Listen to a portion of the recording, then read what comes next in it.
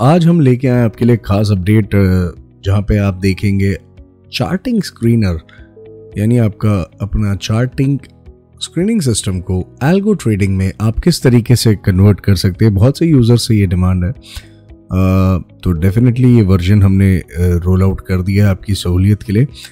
हम देखेंगे कि कितना आसान है एल्गोबाबा एंड चार्टिंग के साथ क्लब्ड वे में काम करना। ठीक है, तो बढ़ते हैं आगे। सबसे पहला जो स्टेप हो जाता है हमारे उसमें नेक्स्ट जैसे ही आप चलेंगे वैसे ही आपको 3 स्टेप्स हैं बेसिकली। आपको एक तो एल्गोबाबा स्टॉक्सो के मॉड्यूल में जाना है। आप अपने स्टॉक्स अगर डिफाइन करना चाहते हैं तो आप डिफाइन कर दीजिए, कंडीशंस डिफाइन करनी है। ये सारी चीज़ें तब होती हैं जब आपकी कोई स्ट्रैटेजी आपने पिक कर ली हो चार्टिंग में कि भाई इसके साथ मुझे काम करना है। तो इसीलिए आप, क्योंकि चार्टिंग में क्या हो जाता है कि हम जब स्क्रीनिंग लगाते हैं डेफिनेटली हम पैरामीटर्स लगा सकते हैं। हमने निफ्टी 50 लगा दिया मान लीजिए। अब निफ्टी 50 में भी ऐसा है कि मेरे को सिर्फ मेरे 5 या 10 स्टॉक जो स्पेसिफिक हैं मुझे उन्हीं में काम करना है, तो उसके लिए साधन नहीं होता है। बिकॉज चार्टिंग तो एक स्क्रीनिंग सिस्टम है, वो तो अलर्ट्स जनरेट करेगा मल्टीपल आपने निफ्टी 50 का, बट निफ्टी 50 में भी सेकेंडरी पैरामीटर आप देना चाहते थे तो वो चीज़ आप चार्टिंग के मॉड्यूल में कर सकते हैं एल्गोबाबा के। सेकंड क्या हो जाता है कि भाई आपका सेकंड स्टेप है आप चार्टिंग पे चले जाइए, आपकी खुद की या तो स्ट्रैटेजी आप कोड कर लीजिए, ठीक है, मतलब अपना स्क्रीनर बना लीजिए, या फिर आपको किसी की उनकी पसंद है, क्योंकि बहुत सारी तमाम हज़ारों लाखों शायद वहाँ पे स्ट्रैटेजीज होंगी ओपन, एंड आपको लगता है कि वो बहुत अच्छे से काम कर रही हैं और समय पे अगर सिग्नल आ जाए और एग्जीक्यूट हो जाए तो बहुत फ़ायदेमंद साबित होती हैं, तो आप वो भी कर सकते हैं एल्गोबाबा स्टॉक्सो के चार्टिंग मॉड्यूल में। एंड आपको सिर्फ वेबहुक URL जो होता है, जो कि सेम है आपके ट्रेडिंग व्यू के केस में और चार्टिंग के केस में, वो किस तरीके से कॉपी होगा बस वो कॉपी करेंगे आप अलर्ट मॉड्यूल में एंड आप रेडी हैं। तो ये बेसिकली 5 मिनट का स्टेप होता है, उससे ज़्यादा का नहीं अगर आप तैयार है तो हम बढ़ते हैं आगे और देखते हैं कि किस तरीके से हम आगे काम कर सकते हैं। तो ये आपका ब्रिज मॉड्यूल आ गया, ठीक है। अब हम यहाँ पे चले जाएंगे ट्रेडिंग टूल्स में, चार्टिंग स्क्रीनर सेटिंग्स को ओपन कर लेंगे। यहाँ पे हमने ऑप्शन आपको दिया हुआ है, अगर आप अपने कोई पर्टिकुलर स्टॉक ऐड करना चाहते हैं स्पेसिफिकली, जैसे आपको जिनमें काम करना है, तो आप बिल्कुल उनके सिंबल सेलेक्ट करके यहाँ से लिस्ट में से ऐड कर सकते हैं, ठीक है। अगर आप चाहते हैं नहीं कि जो भी चार्टिंग जनरेट करे मैं करूँगा उसी में काम, तो आप बस ऑल लिख के ऐड कर दीजिए, तो आपकी जो पुराने जो स्टॉक्स हैं वो चले जाते हैं, ठीक है। At a particular time charting कई बार 10 सिग्नल जनरेट कर सकता है, 20 सिग्नल जनरेट कर सकता है, बट आप उसे लिमिट करना चाहते हैं कि बस एट अ टाइम आप खाली 2 ही लो या 5 ही लो, तो वो फर्स्ट 2 या फर्स्ट 5 को पिक करेगा, ठीक है। आपको यहाँ पे मिनिमम वॉल्यूम पैरामीटर्स, यानी उस वक्त जब सिग्नल आ रहा है तब उस स्टॉक का वॉल्यूम 50,000 के ऊपर है यानी, तो आप इस तरीके से फिल्ट्रेशन यहाँ पे भी ऐड कर सकते हैं। चार्टिंग में तो आप बना ही सकते हैं, बट अगर आपको एक सेकेंडरी कंडीशन ऐड करनी है और वहाँ पे आप नहीं करना चाहते हैं तो आप यहाँ पे भी उसे ऐड कर सकते हैं। आपको स्टार्ट टाइम और एंड टाइम की सहूलियत दी गई है, जैसे आप जानते हैं कि कोई स्क्रीनर पर्टिकुलर किसी टाइम पे अच्छा चलता है, ठीक है, तो आप यहाँ पे start time and and time define कर सकते हैं। आप स्टॉक की रेंज, यानी अगर ऑल आपने सेलेक्ट किया तो आप चाहते हैं भाई 350 से 550 के बीच के स्टॉक हो, तभी मेरे को उसमें एग्जीक्यूट करना है अपने कैपिटल के हिसाब से, तो बिल्कुल आप वो भी कर सकते हैं। अगर आपको चाहिए कि भाई मैंने स्टॉक जो आ रहे हैं बट मैं चाहता हूँ फ्यूचर्स में ट्रेड हो, तो बस आप ये ब्लू बटन को टिक कर देंगे एंड अब वो क्या करेगा, जिन स्टॉक के फ्यूचर्स होंगे वो डेफिनेटली उन्हीं में एग्जीक्यूट करेगा, जिनके नहीं होंगे फ्यूचर्स उनको छोड़ देगा, ठीक है। तो एक बहुत ही सिंपल लेआउट आपके लिए यहाँ पे तैयार किया गया है। प्रोडक्ट टाइप में आपको चॉइस मिल जाती है MIS, NRML, CNC की, ठीक है। ऑर्डर टाइप में आपके पास मार्केट एंड लिमिट की चॉइस है। लिमिट में आपके पास 3 स्टेप की और चॉइस दी गई है, वो है LTP प्राइस बेसिस, या फिर बिड एंड आस्क, या फिर चार्टिंग का प्राइस जो वो मेंशन करता है आपके सिग्नल अलर्ट के टाइम पे, ठीक है। तो मैं यहाँ से अपनी पुरानी स्ट्रैटेजीज हटा दे रहा हूँ, ठीक है। तो अब मुझे क्या करना है, जैसा स्ट्रैटेजी टैग है भाई कि कौन से स्ट्रैटेजी टैग से मैं उसे बुलाऊंगा, basically it is just a name जो यहाँ से स्ट्रैटेजी टैग से क्रिएट होता है।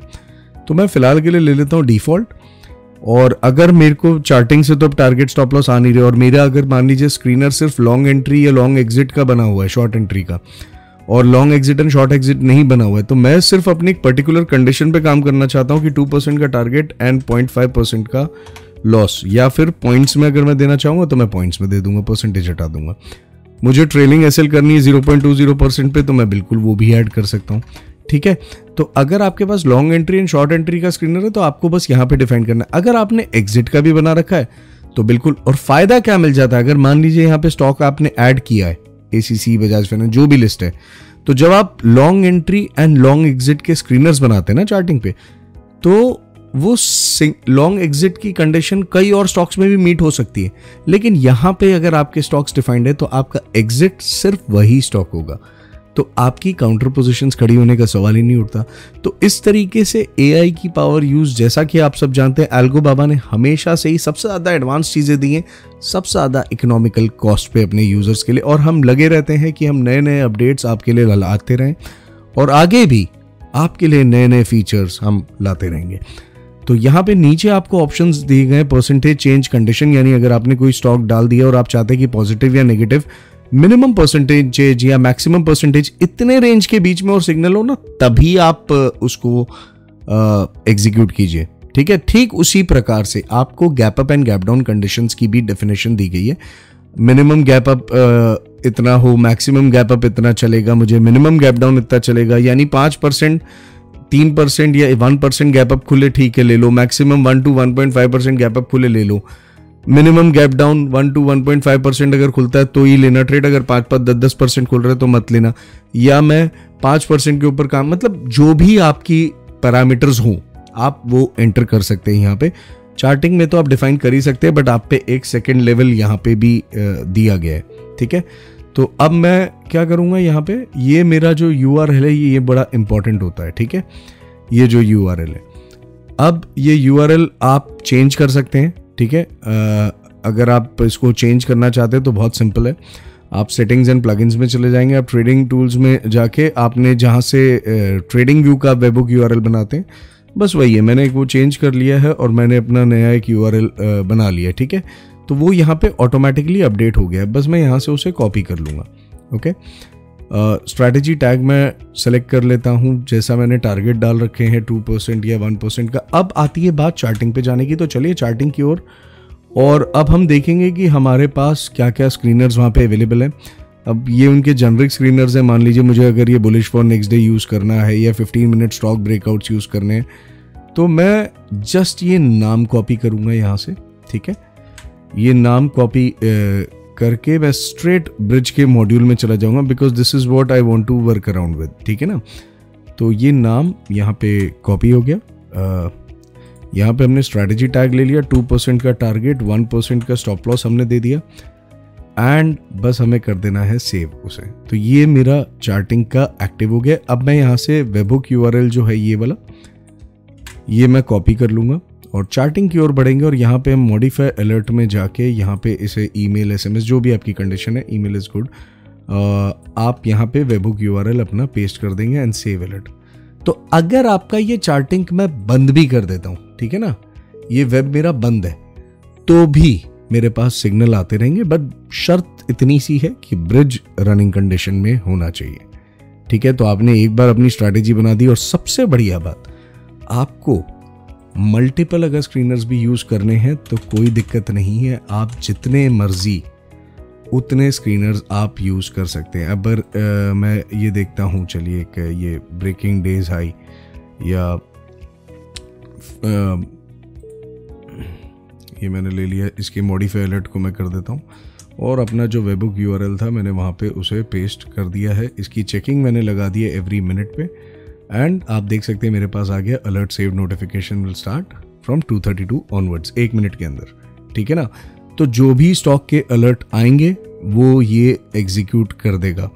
तो अब मुझे क्या करना है, जैसा मैंने आपको दिखाया था, ये मेरा हो गया है, बस मैं ये नाम कॉपी कर लूँगा। ठीक है, एंड यहाँ पे लाके मैं उसे पेस्ट कर दूंगा। अगर मुझे टारगेट स्टॉप लॉस डिफाइन करना है तो ठीक है, नहीं करना है तो बिल्कुल बस सेव कर दीजिए, एंड दैट्स इट, आप लाइव हो गए। अब आपका चार्टिंग अगर खुला है तो ठीक है, नहीं खुला है तो भी ठीक है, कोई दिक्कत नहीं है। तो इतने ही आसानी के साथ, सिर्फ ये नाम इंपॉर्टेंट होता है दोस्तों। कई बार हम किसी की कॉपी वो उठा लेते तो आगे कॉपी लगा होता है, बस आप ये ध्यान रखें कि आप ये चीज़ बिल्कुल परफेक्टली कॉपी करें, एंड वहाँ पे पेस्ट वही नाम होना चाहिए। तो जैसे ही आपके अलर्ट्स कुछ भी आते हैं, कुछ भी जनरेट होंगे, आपके एग्जीक्यूशंस ब्रिज पे होने लगेंगे। ठीक है, तो इस तरीके से आप चार्टिंग का पूरा फ़ायदा उठा सकते हैं। आप यहाँ पे देख सकते हैं, ठीक है, कि मेरे पास अगर कोई सिग्नल आया है, क्योंकि मेरा रूल डिफाइंड नहीं है, ठीक है, तो इसलिए ये मेरे पास यहाँ पे, बट ऐसे आपके पास सिग्नल आ जाते हैं तुरंत। ठीक है, charting signal received for name 15 stocks breakout या इंडिया, एंड वो ऑटो एग्जीक्यूट कर देगा।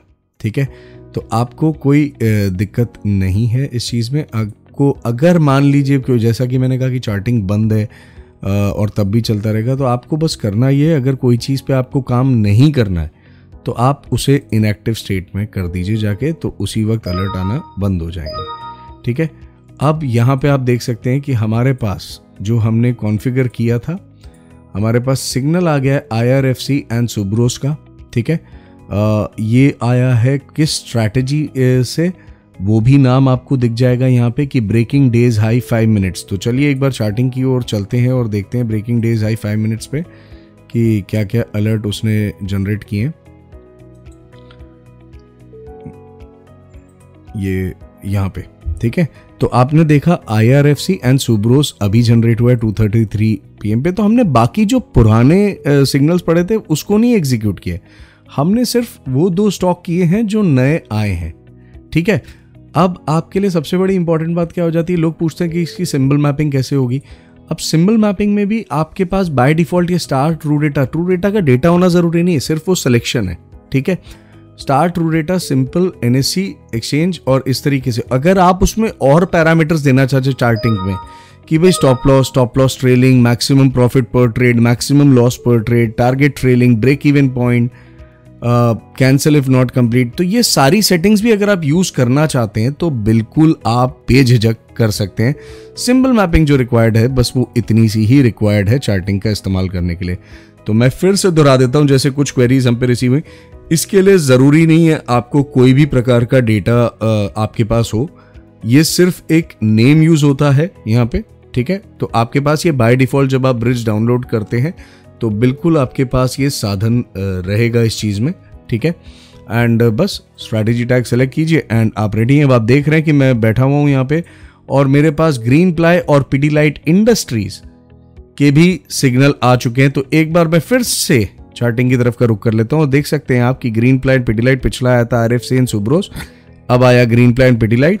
और मुझे अगर मेरी पोजीशंस देखनी है तो मैं शिफ्ट F3 की विंडो दबा करके मैं यहीं पे चेक कर पा रहा हूँ कि मेरा ये PNL चल रहा है और मुझे किसी कारण से टारगेट एंड स्टॉप लॉस पे नहीं काम करना है, बीच में ही हट जाना है, तो मैं एग्जिट भी कर सकता हूँ। ठीक है, तो आपके पास अब एक पूरी सहूलियत है। अगर आप चार्टिंग को देख के मैनुअली भी ट्रेड करना चाहते हैं तो बहुत ही खूबसूरत हमारी QTP विंडो है, जो कि सबसे ज़्यादा लव फीचर है क्योंकि आपको पूरी चॉइस मिलती है। ठीक है, अगर आप चार्टिंग की सिंबल मैपिंग से आप फ्यूचर्स जैसा मैंने दिखा दिया, अगर आप पर्टिकुलर ऑप्शंस करना चाहते हैं तो भी आप सिंबल मैपिंग का सहारा ले सकते हैं। वहाँ पे आपके आई साइड के CE क्योंकि बुलिश होगा तो डेफिनेटली वो CE बाइंग होगी, और अगर बेरिश स्क्रीनर है तो आप PE बाइंग की भी सिंबल मैपिंग कर सकते हैं। तो इतना ही आसान है दोस्तों। इस तरीके से आपका चार्टिंग एंड एल्गोबाबा का स्टॉक्सो मिलके एक basic and the most advanced screener को सिंपल वे में एल्गो ट्रेडिंग में कन्वर्ट कर देता है, जैसा कि आपने देखा। तो चैनल से जुड़े रहें क्योंकि रेगुलर अपडेट्स वहीं आते रहेंगे। ठीक है, एंड लाइक बटन प्रेस करना ना भूलें। ओके, तो उम्मीद है आपको ये नए एफर्ट्स हमारे पसंद आए होंगे। Thank you for watching guys.